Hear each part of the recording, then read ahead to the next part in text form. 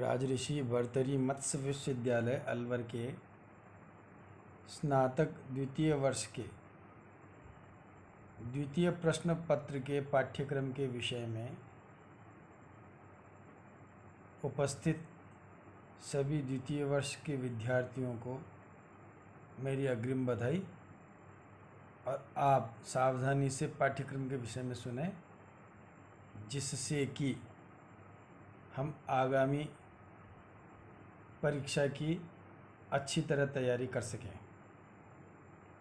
द्वितीय वर्ष के संस्कृत विषय के द्वितीय प्रश्न पत्र का नाम है नाटक, छंद, अलंकार एवं संस्कृत साहित्य का इतिहास।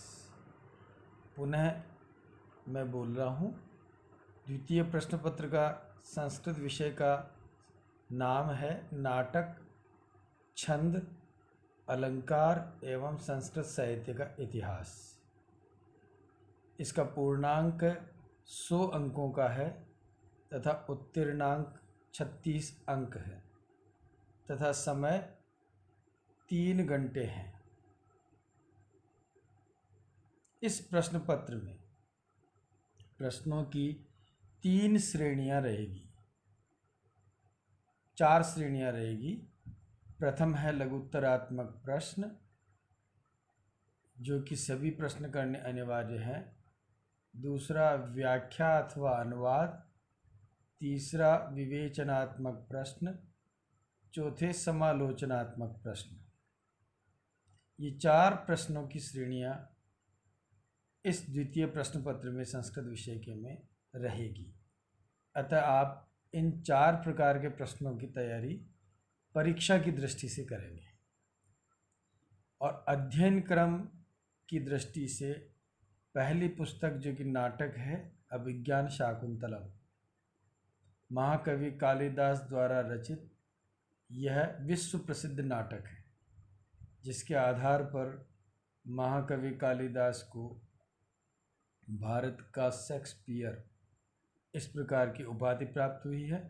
यह एक महनीय नाटक है, जिसके अध्ययन से हम संस्कृत जगत के अन्य नाटकों का अध्ययन कर सकते हैं। इस नाटक में 7 अंक है और नाटक शब्द का अभिप्राय है नटः करोति इति नाटकम।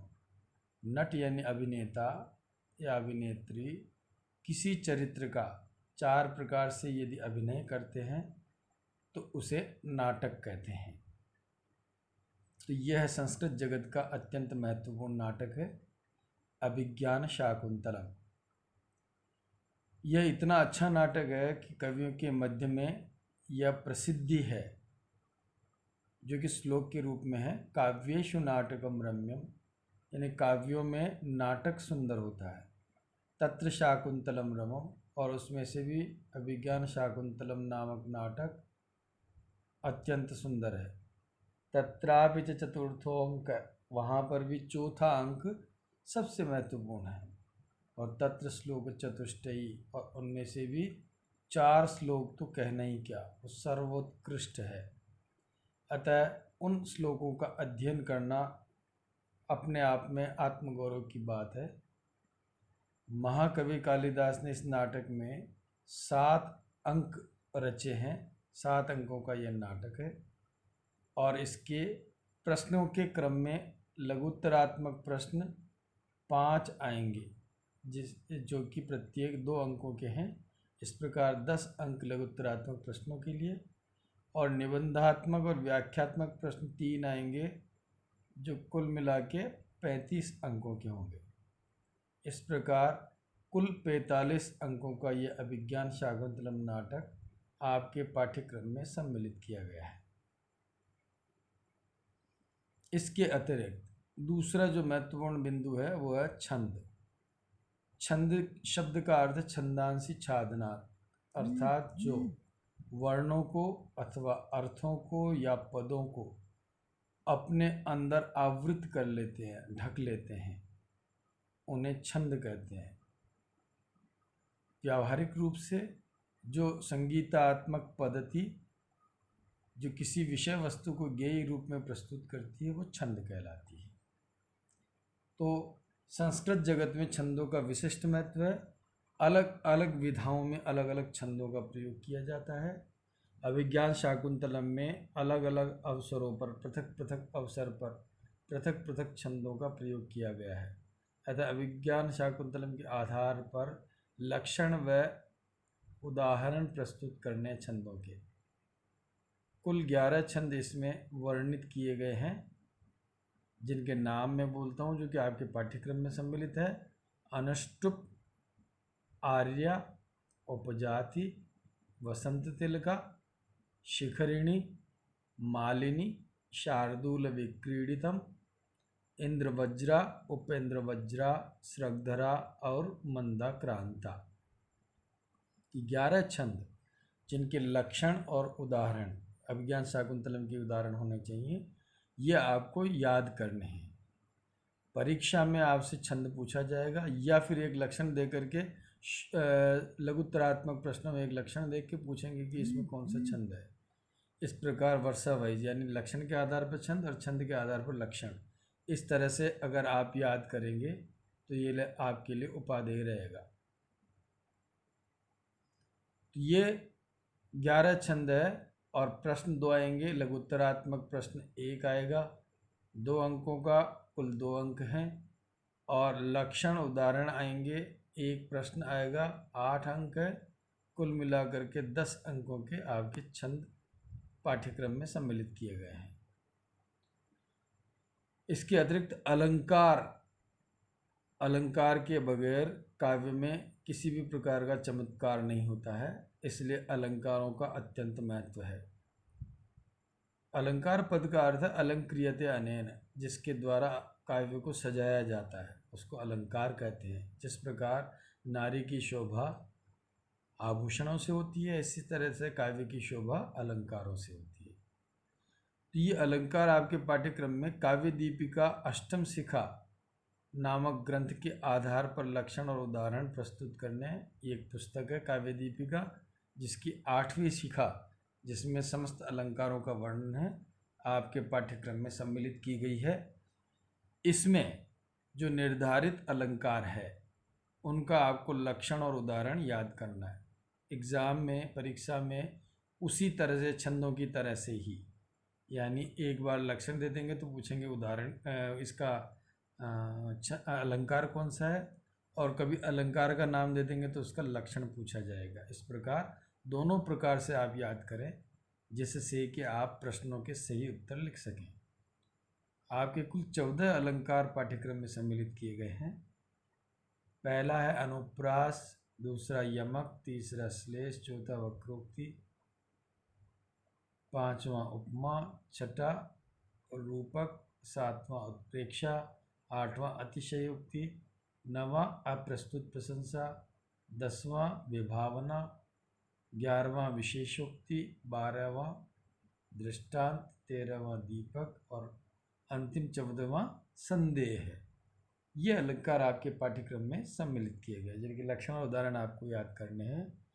और इनमें से प्रश्न का जो क्रम रहेगा वो लघुत्तरात्मक प्रश्न आपको एक पूछा जाएगा 2 अंकों का, और लक्षण उदाहरण आपको एक प्रश्न पूछा जाएगा 8 अंकों का। इस प्रकार कुल 10 अंक आपके अलंकारों के लिए पाठ्यक्रम में सम्मिलित किए गए हैं। चौथा बिंदु है संस्कृत साहित्य का इतिहास। जैसा कि हम जानते हैं इतिहास के बगैर किसी भी विधा का सम्यक ज्ञान प्राप्त नहीं किया जा सकता। इतिहास में हम उन ग्रंथों का विवरण याद करते हैं कि उनमें क्या विषय वस्तु है, रीति क्या है, उसके मूल टेक्स्ट को हम नहीं पढ़ते हैं, उसके विषय में हम ज्ञात कर। जैसे रामायण है तो रामायण में कितने कांड है, कितने श्लोक है, प्रत्येक कांड में किस प्रकार की विषय वस्तु है, क्या महत्व है, इस प्रकार से केवल उसके विषय में हम अध्ययन करते हैं। तो संस्कृत साहित्य के इतिहास आपके 15 अंकों का ये सम्मिलित किया गया, महत्वपूर्ण है क्योंकि प्रत्येक प्रतियोगी परीक्षा में इतिहास को सम्मिलित किया गया है, इसलिए इसका सम्यक अध्ययन द्वितीय वर्ष में किया जाना अपेक्षित है। तो इसमें पहला है वीर काव्य। वीर काव्य में रामायण और महाभारत जिनका विशेष अध्ययन विशिष्ट अध्ययन आपको करना है। महाकाव्य में महाकवि कालिदास, महाकवि अश्वघोष, महाकवि भारवी और महाकवि माघ के द्वारा रचित काव्यों का अध्ययन होगा। महाकाव्यों का गीति काव्यों में महाकवि कालिदास, भर्तृहरि और पंडित राज जगन्नाथ के काव्यों का अध्ययन करेंगे। और गद्य काव्यों में दंडी, सुबंधु, बाणभट्ट और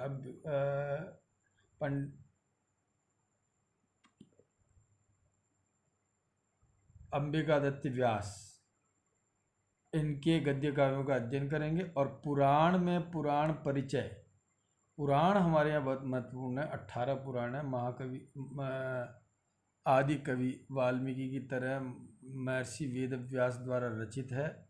18 पुराण है, जिसमें कुछ पुराण शैव और कुछ वैष्णव है। तो उन पुराणों का सम्यक परिचय, लक्षण और उसका महत्व, इस विधा को हम संस्कृत साहित्य के इतिहास के अंतर्गत अध्ययन करेंगे। उनमें प्रश्नों का क्रम इस तरह से रहेगा। लघुत्तरात्मक प्रश्न 8 पूछे जाएंगे, जो प्रत्येक 2 अंकों के, कुल 16 अंकों के। और विवेचनात्मक प्रश्न 1 पूछा जाएगा, 9 अंकों का। कुल मिलाकर के 15 अंकों के आपको संस्कृत साहित्य का इतिहास विषय पूछा जाएगा। इसके अतिरिक्त 5वां बिंदु है हिंदी से संस्कृत में अनुवाद। इसके लिए आपको अभ्यास करना होगा। पुस्तक है रचना अनुवाद कौमुदी, उसमें एक तरफ नियम प्रदर्शित किए गए हैं और दूसरी तरफ करने योग्य कार्य दिया गया है। तो आप सभी से